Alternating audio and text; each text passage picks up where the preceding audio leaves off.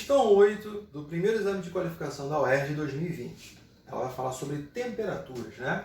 Então, com o aumento do efeito estufa, a chuva ácida pode atingir a temperatura de 250 graus Celsius. Na escala Kelvin, né, esse valor de temperatura corresponde a... Vamos lá, a gente tem aqui então a noção de temperatura.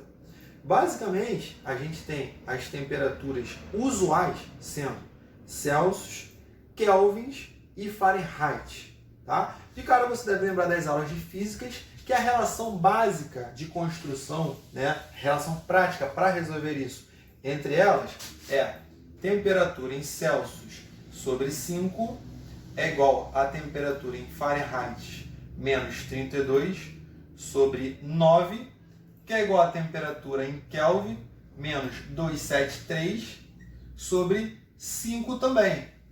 Perfeito?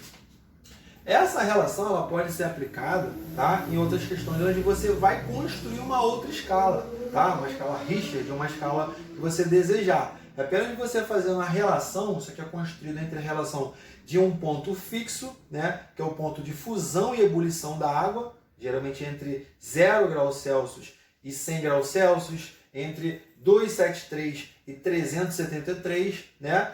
E você vai trabalhando isso, 212 e 180, você vai trabalhando essas relações aqui dentro dessa escala, com uma temperatura qualquer, beleza?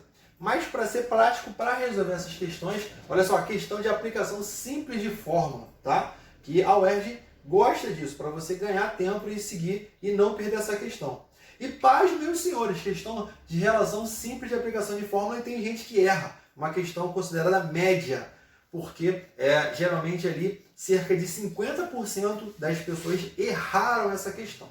Eu tenho então aqui a temperatura em graus Celsius e a temperatura em Kelvin, né? Repara que essa igualdade tem Fahrenheit no meio, mas eu não vou usar Fahrenheit. Então o que eu vou escrever? Eu vou escrever que a temperatura em Celsius sobre 5 é igual a temperatura em Kelvin, menos 273, também sobre 5. Opa, sobre 5, o que eu vou fazer? Eu vou cortar. Então eu vou ficar a temperatura em Celsius igual a temperatura em Kelvin, menos 273. Só que o que eu desejo é a temperatura em Kelvin.